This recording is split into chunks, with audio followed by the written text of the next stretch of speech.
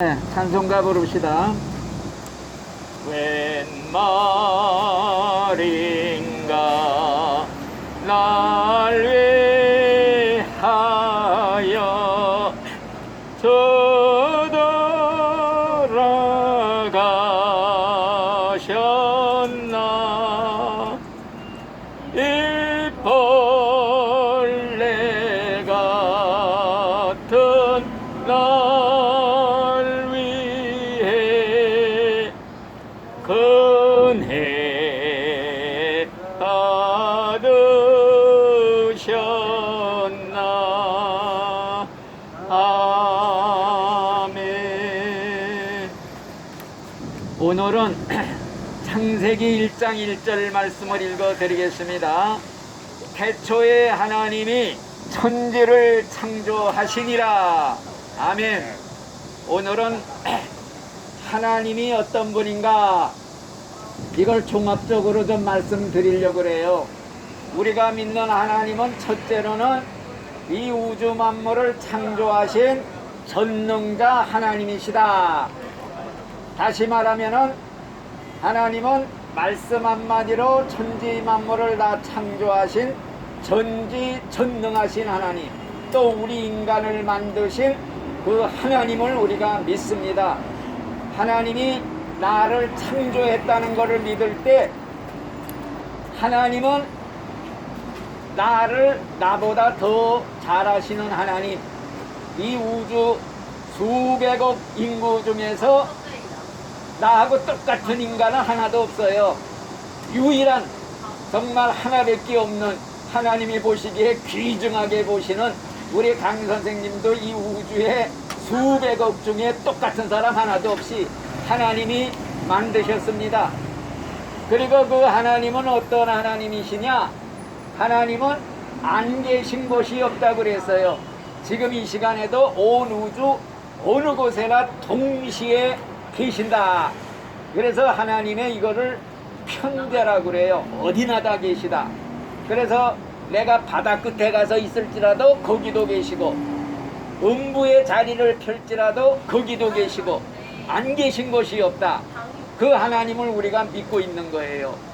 또 그 하나님은 내 마음과 생각을 다 들여다보고 계신다. 내가 앉고 일어서는 것도 아시며 내 생각하는 것도 다 들여다보고 계시는 그 하나님을 우리가 믿습니다. 그런데 그 하나님의 속성 중에 하나님은 공의의 하나님이라는 거, 다시 말하면 공의로우신 하나님, 심은 대로 거두게 하시고 행한 대로 갚아주시는 공의로우신 정확하신 하나님이다. 이 하나님을 우리가 믿어야 돼요.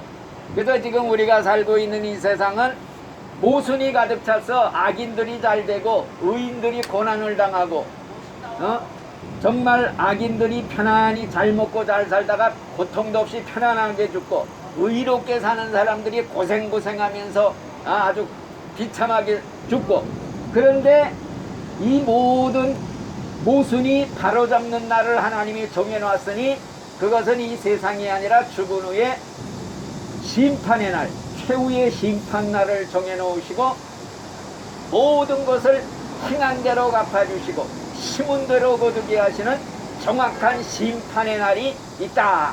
이 공의로우신 하나님을 우리가 믿습니다. 그래서 하나님은 죄는 절대 용납을 안 하셔요. 죄값은 꼭 치르고야만 합니다. 그렇기 때문에 죄가 무서운 것이, 죄값은 언젠가는 꼭 하나님이 심판하신다. 이걸 우리가 기억을 해야 됩니다. 그래서 오늘 중요하게 말씀드리고자 하는 것은 우리 하나님은 사랑의 하나님이시다 하는 걸 중심으로 말씀드리려고 그래요. 하나님의 사랑에 대해서 알지 못하면은 하나님이 어떤 분인지를 정확하게 모르는 거예요. 예수님도 그런 말씀을 했지요. 사람이 자기 친구를 위해서 제 목숨을 버리면 이거보다 더 큰 사랑이 없느니라 그랬단 말이에요. 그러면서 예수님께서는 나는 내 친구인 너를 위해서 내 목숨을 버리노라 이런 말씀도 했거든요. 그래서 이 예수님의 하나님의 사랑을 실천한 사람 중에 가장 대표적인 신자가 손양원이라는 목사님이 있어요. 이 손양원이라는 목사님은 나병 환자들 돌보는 교회에서 일생을 헌신하신 분이에요. 저 여수 순천 사건, 옛날 공산당 반란 사건이 있었어요. 그때 자기의 두 아들이 공산 폭도한테 총살을 당했어요. 그래갖고 이제 그게 진압이 돼갖고 그 공산 폭도들이 다 이제 감옥에 들어가서 처형을 받게 됐는데, 이 손양원 목사님이 찾아가서 선처해달라고, 용서해달라고 빌고 자기 아들 2명을 죽인 그 공산 폭도를 데려다가 자기 양자로 삼았다는 거예요.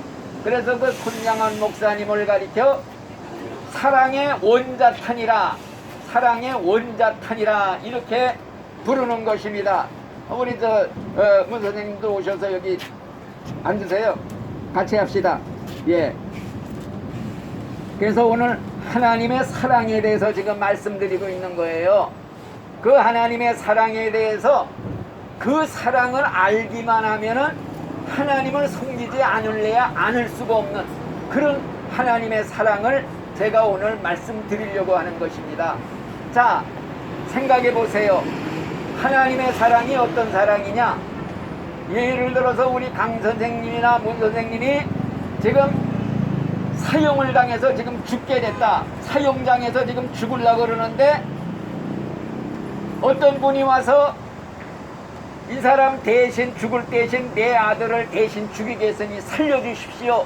자기 사랑하는 외아들을 대신 죽이면서 살려내셨다 이거예요. 이게 하나님의 사랑이라는 겁니다. 사랑의 아주 그냥 극치, 최상급의 사랑.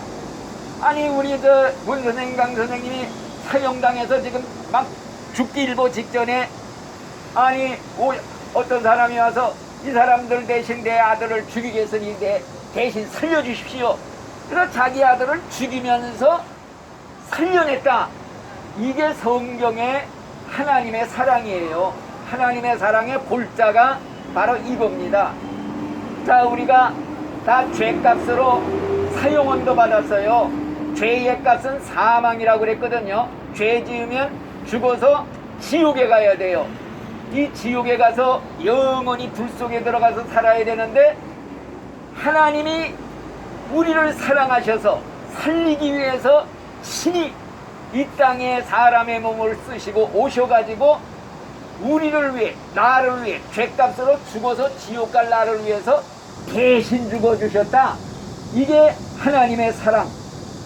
정말 예수님이 우리를 위해 죽어주셨다고 할 때는 하나님이 자기 아들을 희생해서 대신 죽이셔서 나를 살려내셨다. 이게 골자입니다. 그렇기 때문에 우리가 예수님이 십자가에서 죽으셨다는 거 남의 얘기가 아니라 나를 위해 죽었다, 우리 문 선생을 위해 죽었다, 이렇게 믿어야 돼요. 내가 죽어 지옥 갈 걸 예수님이 대신 죽어주셨다. 그리고 나를 살려내셨다. 응? 그래서 그 사실을 믿기만 하면, 받아들이기만 하면, 감사합니다, 인정하기만 하면 그걸로 족하다는 거예요. 자, 그러기 때문에 이 세상에서 제일 큰 죄가 무슨 죄인 줄 알아요? 히틀러가 600만 명 죽였다. 김일성이가 수많은 인간들을 학살했다. 이게 제일 큰 죄가 아니라는 거예요.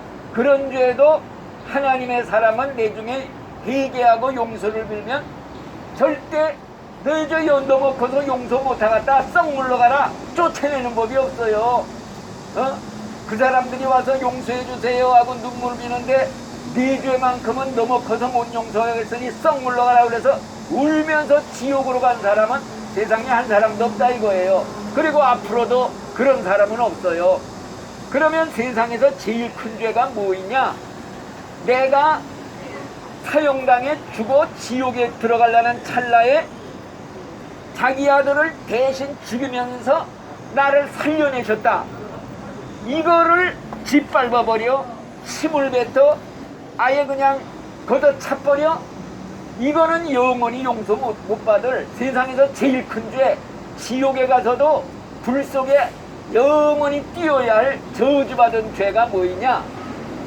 하나님의 그 크신 사랑을 거절하는 죄, 차버리는 죄, 침을 뱉고 짓밟아버리는 예수 믿지 않는 죄. 예수가 나 위에 돌아가시면서 지옥에서 나를 살려주려고 손을 내밀는데 이게 싫다고 뿌리치는 사람. 하나님이 제 아무리 사랑이 많아도 이제는 더 큰 사랑을 베풀래야 베풀 사랑이 없다 이거예요. 그래서 하나님도 어쩔 수 없어 이렇게까지 해서 살려서 구원에 천국 가게 해주려는데 이걸 걷어차고 뿌리치니 하나님도 어쩔 도리가 없어서 눈물을 머금고 그래서 지옥에 가는 거예요. 그리고 지옥 가게 되면요, 이제는 이것은 무시무시한 죄가 돼요. 왜? 하나님의 사랑이 작은 사랑이라면요, 그 사랑 거절하는 것도 작은 죄예요. 하나님의 사랑이 큰 사랑이기 때문에 이 사랑 거절하면 큰 죄가 되는 거예요. 근데 하나님의 사랑이 무한한 사랑, 무한한 사랑을 거절하고 뿌리치고 걷어차버렸으니 이 죄는 무한한 죄, 영원히 지옥불 속에 들어가서 천년 만년 불에 삶아지고 통닭이 불에 삶아지듯 통닭 튀기도 튀겨져도 영원히 끝이 안 난다는 거예요.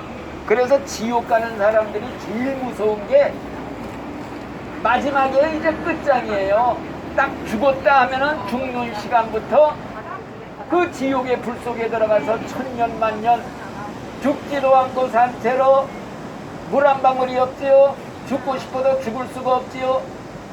칼을 꼬집어봐도 꿈이 아니지요. 이게 꿈이었으면 얼마나 좋겠느냐. 꿈이 아니란 말이에요. 가시처럼 찌르는 고통은 이루 말할 길이 없어요. 생생한 현실. 근데 그 불 속에서 살아도요, 다 녹아내려도 또 재생이 된대요.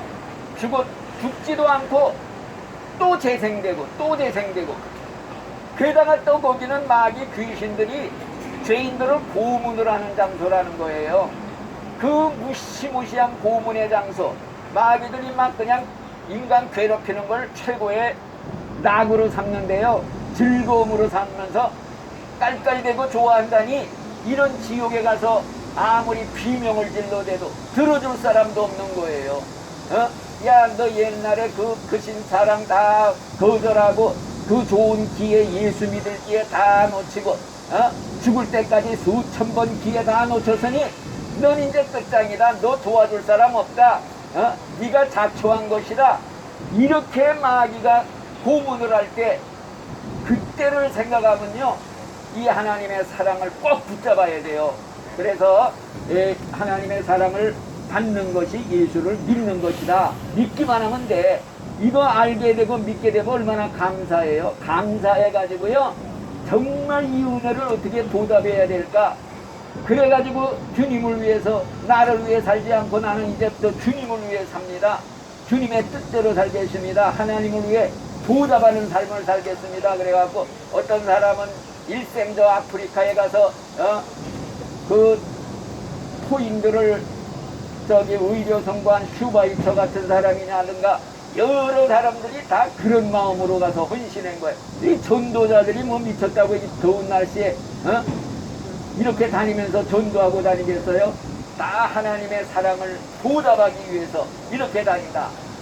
그리고 또 우리 하나님은 사랑의 하나님도 되시지만은 성경에 보니까 하나님은 빛이라 그래서 빛이라. 하나님은 빛이시기 때문에 어둠이 하나도 없다.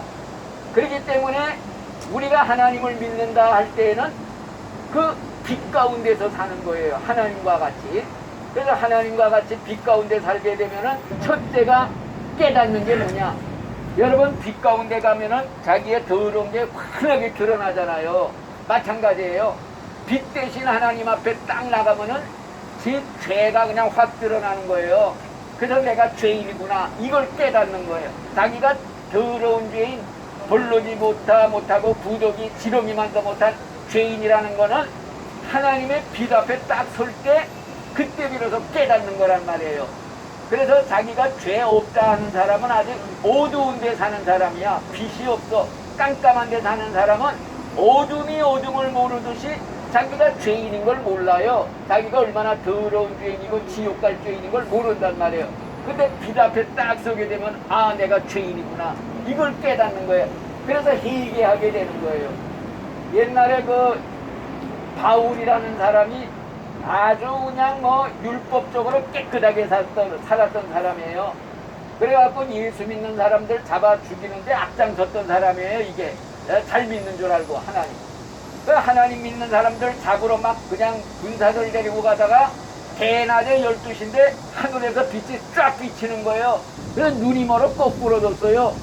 그 빛 가운데 소리가 나기를 사울아 네가 어찌하여 나를 핍박하느냐.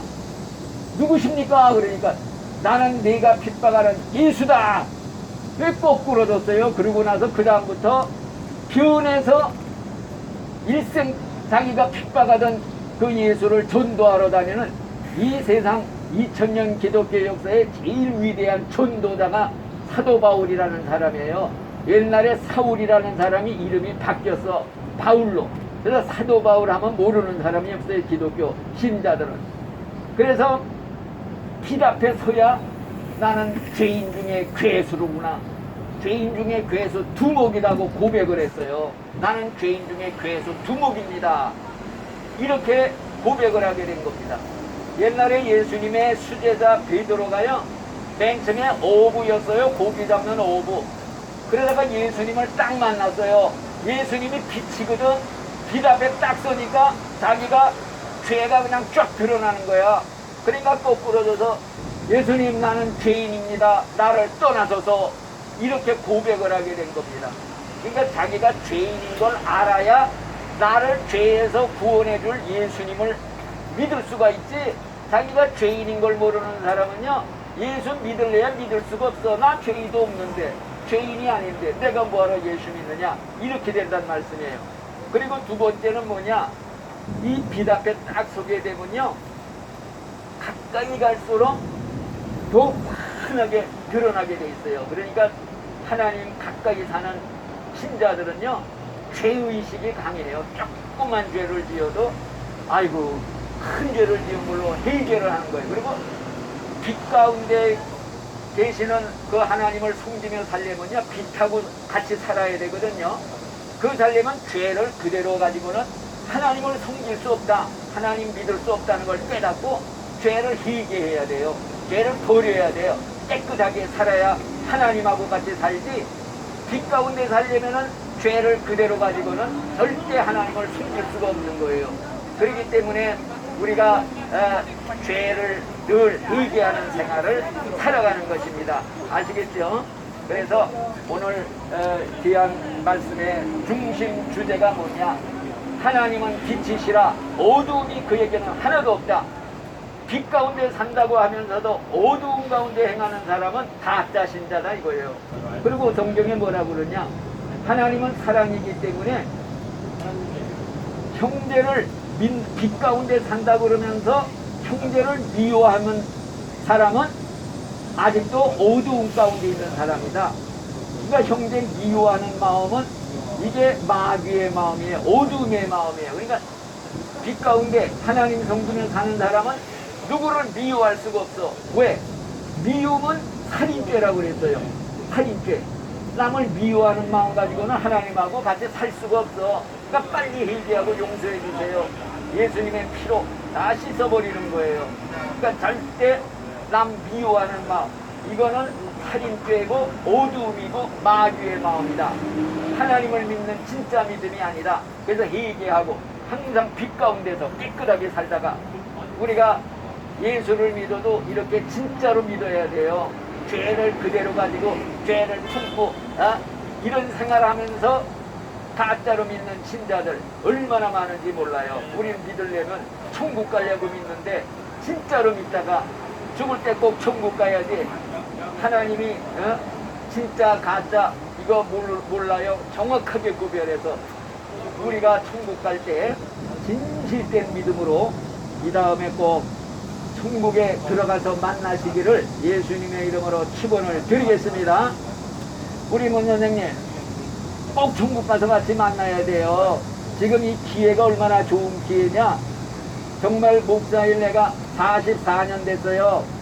개인적으로 이렇게 천국 가는 거, 전도하는 거, 이런 축복받은 사람, 하나님의 특별 축복이에요.